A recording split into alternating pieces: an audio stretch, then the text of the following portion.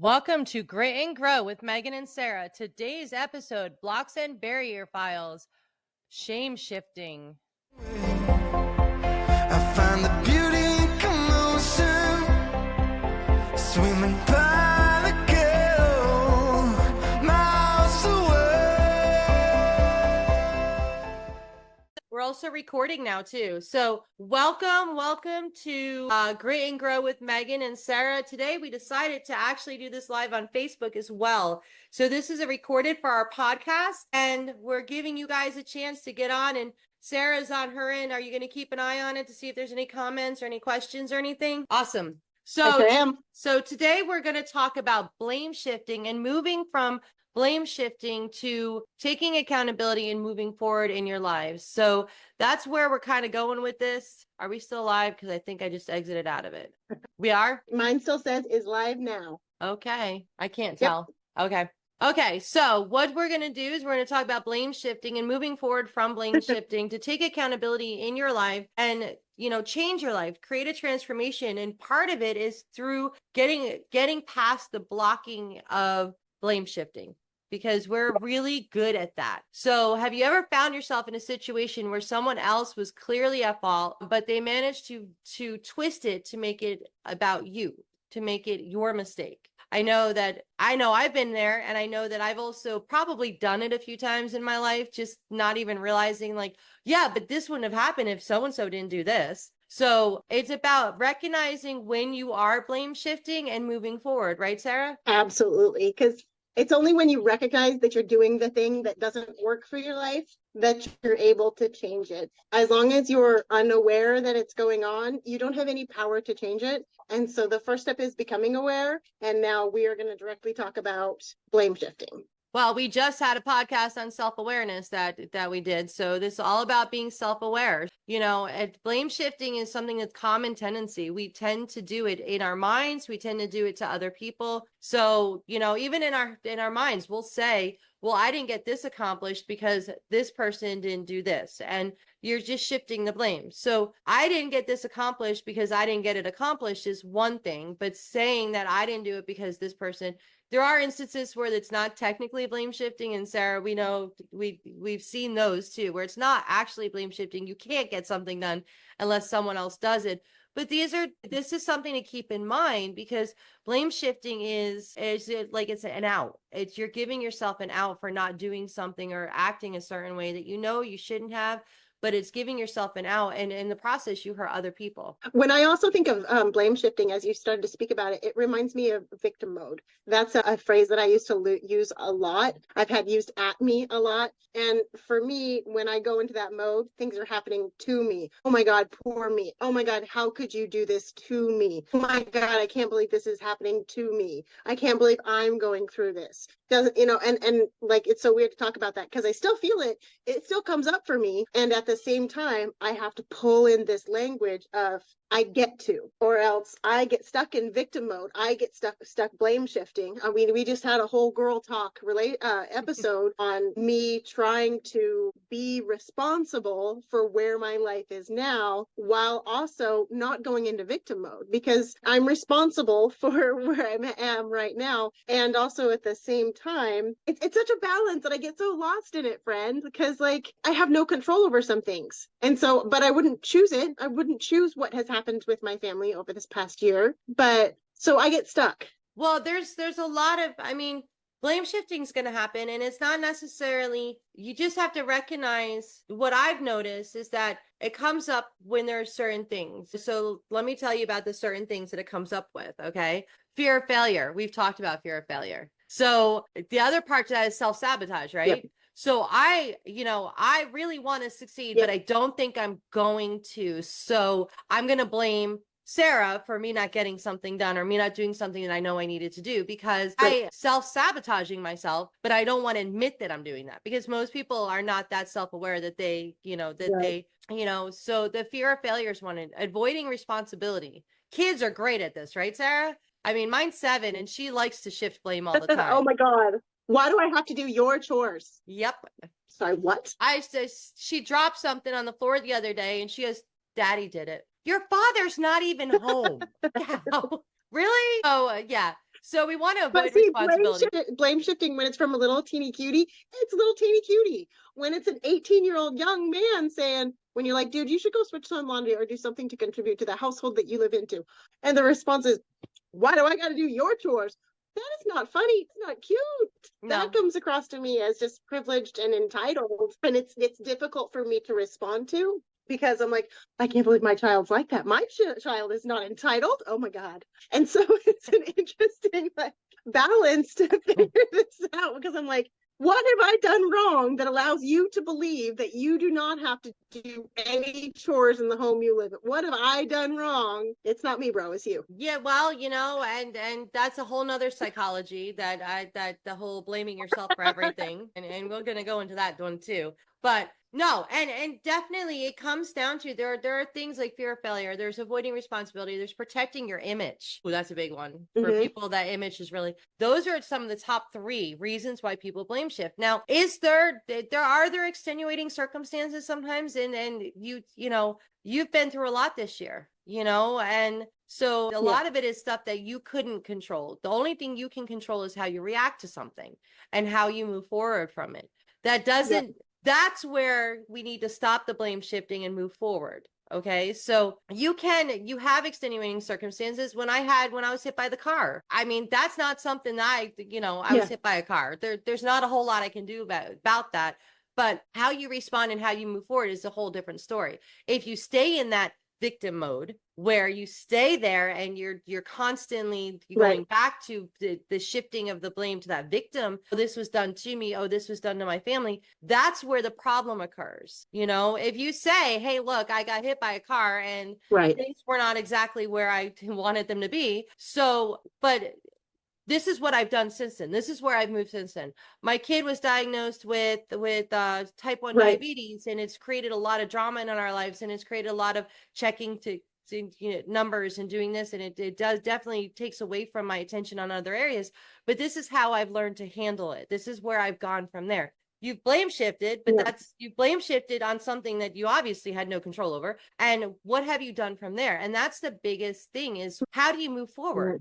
And that's what this is all about. Like, I don't want to call people out for blame shifting because we all do it. It's about, where do we go from here? Are we going to stay in that blame shifting, victim mode place? So it's the world around me. If something's out to get me, something doesn't want me succeeding. Okay, well, the economy. Where are we going to go from here? I'm so sick of hearing it's the economy. Where are we going to go from here? And that's where, because there's a huge impact. I mean, think about the impact of in your life when you blame shift. Okay, the team dynamics. So in your family, when there's blame shifting, what happens with the team of the family? Now, granted, with my 7-year-old, we just but you have some older children. I do. Not quite as cute as with my 7-year-old blaming daddy for like the fart or something, Tavia can hear you. Sorry. You guys, Megan and I have way too much fun when we get in our conversations. Yes, we do. But also, we're always coaching each other, consulting each other, because I'm more of a business consultant, probably going to lean into coaching. And so it's really fun to be on these calls and that's why we just decided to record them, is because we're both getting so much out of it. It got to the point where I'm like, oh my God, I wish we would have just recorded that last conversation we had. I had so many breakthroughs. And so that's why we've started this podcast, is to share with other people what we're learning works for us. Megan, please don't take offense to this, but I kind of have this joke that, like, I'm an old lady. Like, I'm not in my 20s. I'm an old lady, and I've been through it. And I have all these sayings that I have now that I've gotten from, whether it was a book I read or a conference I went to or a coach that I hired or a counselor that I saw for years in a row. Like, I have all of this stuff that comes up and that I want to share, that I lean on, because it helps me get through my day. It helps me be stronger. It helps me be more resilient. It's helping me reach my goals. As we've talked about victim mode and blame shifting, it reminds me of when I did Landmark years and years ago, and something that came up for me in Landmark was something called radical acceptance. And I don't know if that's something you've heard of before, we've ever even talked about, but it was the funniest thing, because they're like, big room, hundreds of people, one speaker in the front. He's like, okay, look down and say, I choose the floor. And I'm like, what?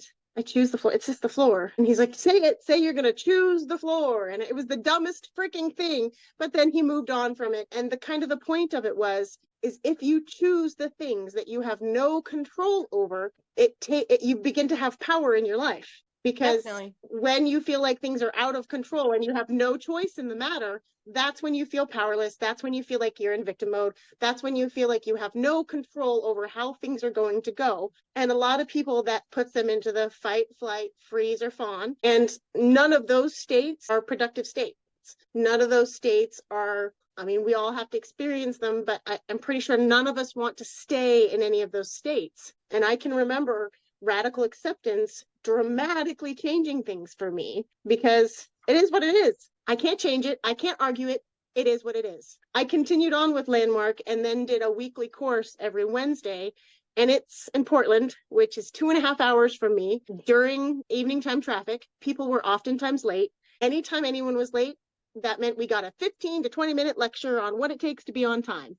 This lecture pissed me off so bad, I got up and walked out numerous times during that lecture. And they're like, Sarah, what are you doing? You going to the restroom or something? I'm like, no, I would rather sit in my hot truck than listen to you lecture this whole fucking room full of adults on people about being on time, when who knows what's happened, if there was a car accident, if someone's child was ill, if whatever it is, who knows, but we're adults. Yes, we all want to be on time, but the fact that you keep harping on this, it's beyond tolerable for me. I can't take it. I fought that whole course the whole way. This was in 2019. In 2020, guess what happened? We have to wear masks. Everything shut down. I had no control. There was nothing I could do that could impact that situation. I just accepted it. It's what's so. Yeah. So I was so grateful that I'd gone through this class of forcing myself to listen to this thing that I didn't want to listen to, but I showed up and I learned and I grew, and I was miserable through the whole flipping thing. But oh man, transformed everything for me. I choose the floor. Definitely. And I mean, and it, you know, it goes, the other part is also true. If you choose the negative, what do you get? More of it. More of it. If you choose to blame others, where do you go? Nowhere. Because you're choosing. Yeah. There's always someone to blame. There's always someone to blame. There's always someone to blame. Yep. And so the other impact this has, the team dynamics is a big thing, because it's going to bring the hinders collaboration, you know, it reduces morale, impacts productivity. That's business wise. Okay. Even family wise, like in your family with the adult children or close to adult children, you've got that blame shifting impacts productivity.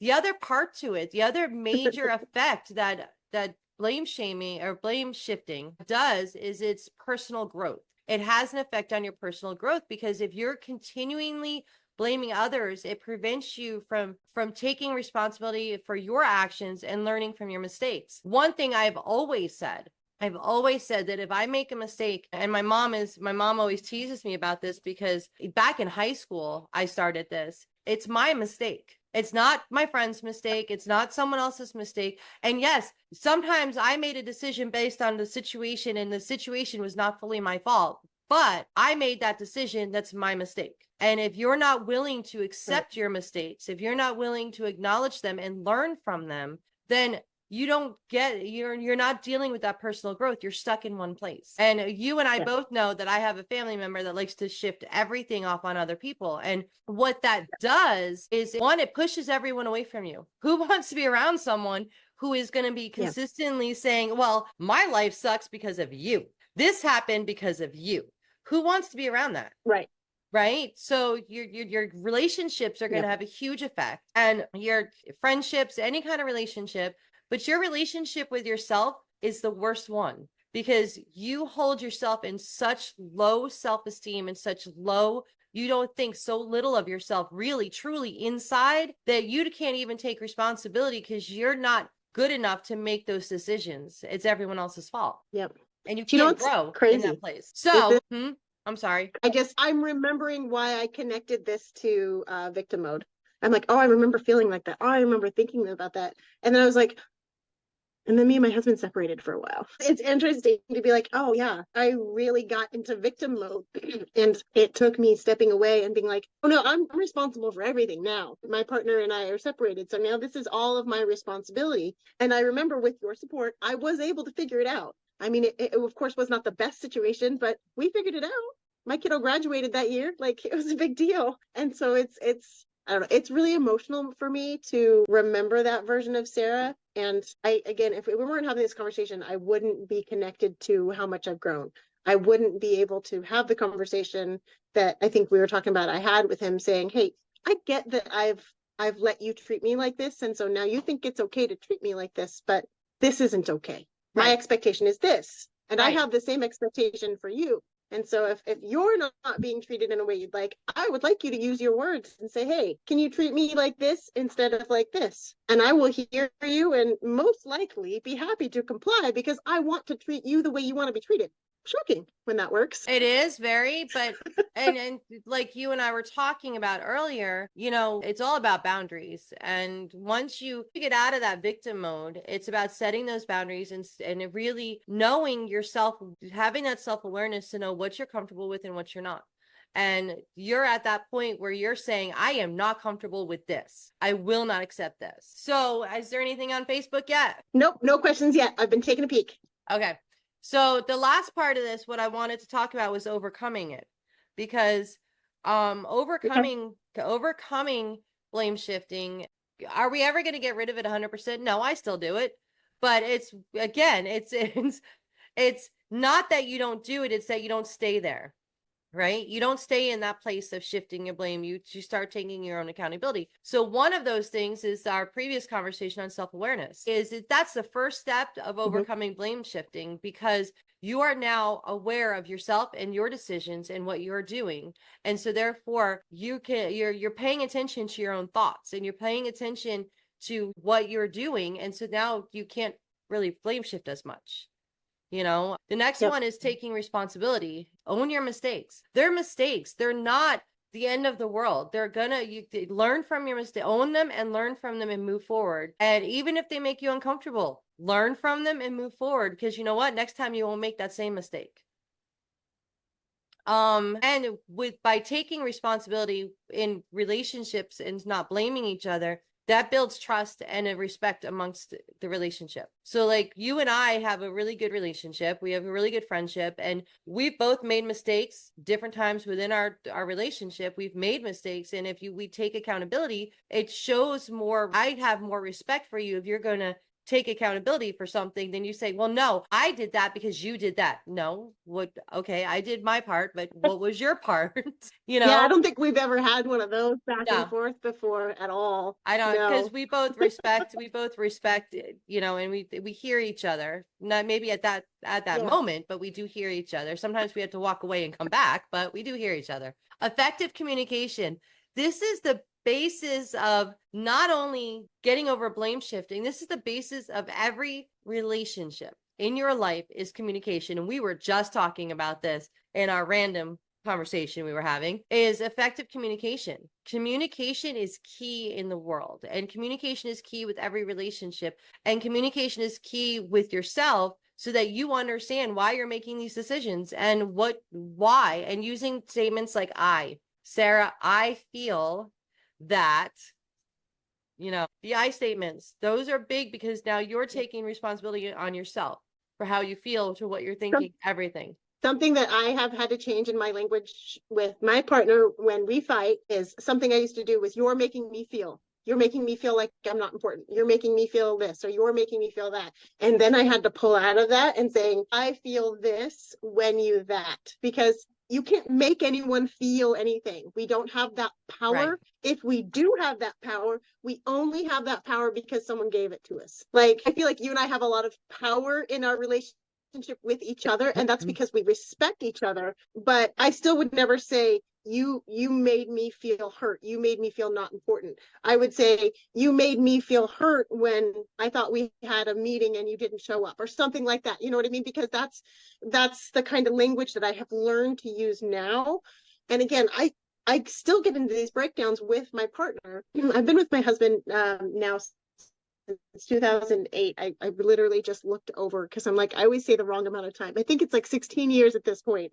We do the back and forth, the blame shifting. We do every one of these things that we've talked about today. And so I'm actually really excited to start to implement it and see where we can be responsible and see how things change as we start to use these tools. Because I had a doctor say to me that I worked under, they were my doctor, I was working for them, that said to me, impact over intent. And it has hit me so hard, because if I intend to show up for you and support you, but the impact is that you feel smothered, am I responsible for you feeling smothered? No, that's you. I struggle with this. That's the person. Right. Like, oh goodness, that's not what I was intending. So if my intention was off, I need to be aware of it. And if the only way I'm supposed to be aware of it is by picking up on your body language, that's a high expectation for me. That's like too high of an expectation. I would hope that they could use words to say, hey, can I have some space? Or I almost just said it, hey, you're making me feel smothered. No, we don't want to use that kind of language. So it's such a slippery slope. It is. And in that kind of a situation, like it's saying, look, I understand that your intent is to be helpful and your intent is this. However, it's making me feel a little overwhelmed with being smothered and stuff. So I've acknowledged your intent, but I've also explained to you the impact it's having on me. So I disagree with that impact over intent, because your intent is very important. Your impact, and this is something that I don't want to, but I'm going to get into this conversation when it comes to the way people are today. So I go outside and and I'm having fun with my friends and stuff, and someone takes a comment I say to a friend because they're unhappy. So let's shift that blame over to the next person that upsets me. Even if it's not related to me, I'm going to be upset. Be offended. People are offended now. Oh my God. Which was interesting because I had to work through that for myself. That happened to me all the time back in 2020, 2021. I'm like, oh my God, that's so offensive. Why would you do that? I'm like, because I kept doing it. And then I started reading the memes about, no one cares that you're offended. No one, like, why does it matter that I'm offended? I don't know. It doesn't matter. And you know what I mean? And it was such an interesting growth thing for me. Well, and if I say something specifically to you that offends you, yes, I want to know, because if my intent was not to offend you, I want to know so I can look at how I said it or the way I said it, what I said, and kind of correct the behavior. But if I'm talking to my friends and you overhear something, or if I'm walking down the street with my dog, or if, different things that have nothing related to you and you get offended, that's not my problem. That's a you problem. And you need to have a conversation with yourself at that point, as why is everything everyone is doing offending me? And it's really, that's where the slope, we've gone from here to like, everyone is so worried about offending other people. And it's like, I'm sorry, but I can't live my life worried about offending every single person I run past it during the day, And I think that's why you and I get along so well. Because I have that fear, carry that fear around. It's massive. I unfortunately was raised, and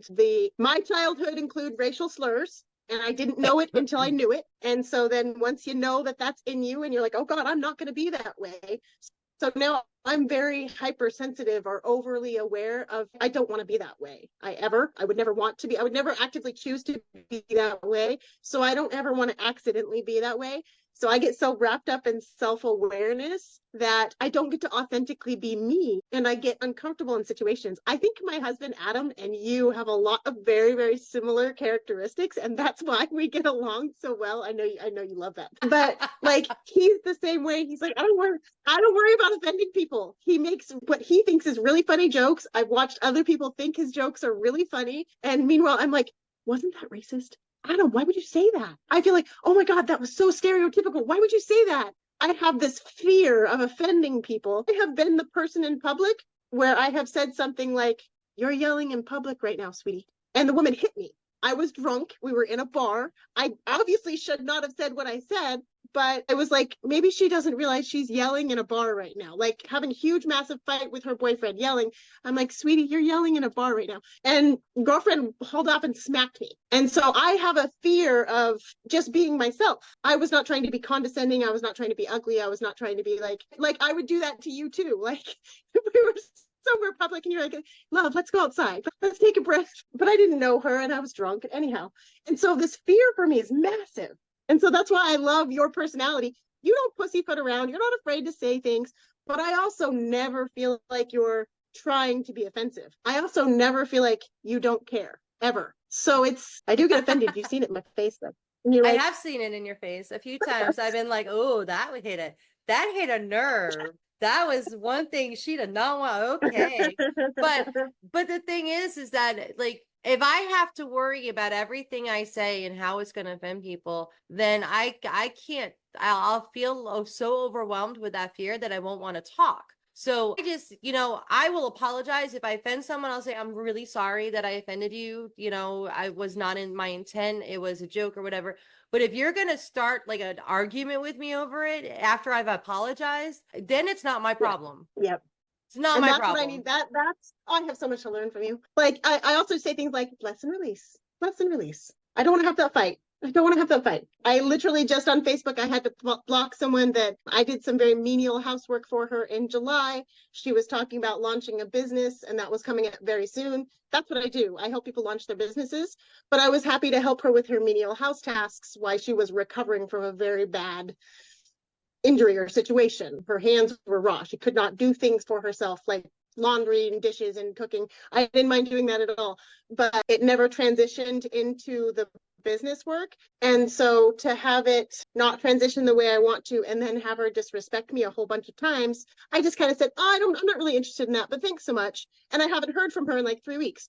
No skin off my back. I saw a friend of mine saying she was looking for work. I knew she was working for that same friend. I'm like, oh, did that not work out? She's just messaged me that, oh no, it didn't work out so much. This poor friend of mine is now, she's like, she's freaking out at me because we talked about her. I'm like, but we didn't talk about her. We didn't. You're okay. It's okay. It's okay. Just bless and release. And so this poor girl is now sending me these screenshots of this other person freaking out at her. I'm like, but there was no breakdown. I just wasn't interested in that kind of work. There's no breakdown. I'm not mad. You know what I mean? And so when she started to jump in on this thread, this person that I worked for, I just decided I went to her profile and I saw she'd unfriended me. And I'm like, okay, I'm just going to block her because I'm not interested in any type of negative interaction. The interactions I had with her in her home were not very pleasant. I didn't enjoy myself.